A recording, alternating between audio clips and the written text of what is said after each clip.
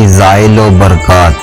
حضرت عمر فاروق اعظم رضی اللہ تعالی عنہ سے مروی ہے، جو شخص یہ کلمات ایک بار کہے تو اس کے لیے 1,24,000 نیکیاں لکھی جاتی ہیں۔ ایک اور روایت میں ہے کہ 70 دن اس کا ثواب لکھیں تو نہ لکھ سکیں۔ نیز کلمات کے پڑھنے سے فقیر و تنگ دستی دور ہوتی ہے۔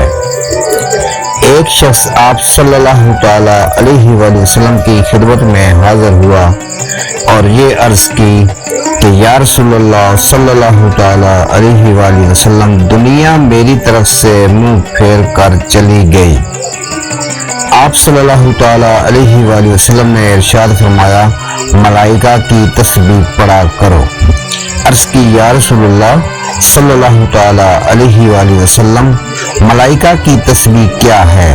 آپ صلی اللہ تعالی علیہ وآلہ وسلم نے ارشاد فرمایا، صبح صادق کے بعد سورج نکلنے سے پہلے یہ کلمات 100 مرتبہ پڑھ لیا کرو۔ یہ ارشاد مبارک سن کر وہ شخص چلا گیا اور چند روز کے بعد آیا اور عرض کی، یا رسول اللہ صلی اللہ تعالی علیہ وآلہ وسلم، اللہ تعالیٰ نے مجھے اتنا نواز دیا ہے کہ میرے گھر میں رکھنے کی جگہ نہیں رہی۔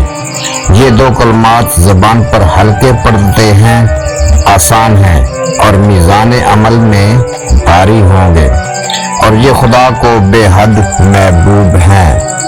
بے شک یہ کلمہ تمام مخلوق کی تسبیح ہے، اس کے ساتھ ان کے 2 رزق مقرر کیے جاتے ہیں۔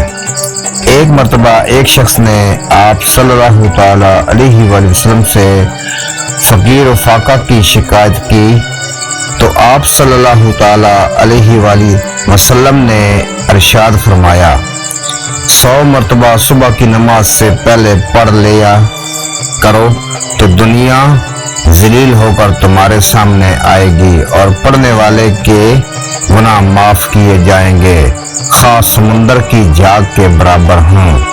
نیز فرمایا کلمات اسم اعظم، اور وہ کلمات کون سے ہیں؟ سبحان اللہ و بحمدہ، سبحان اللہ العظیم، استغفر اللہ۔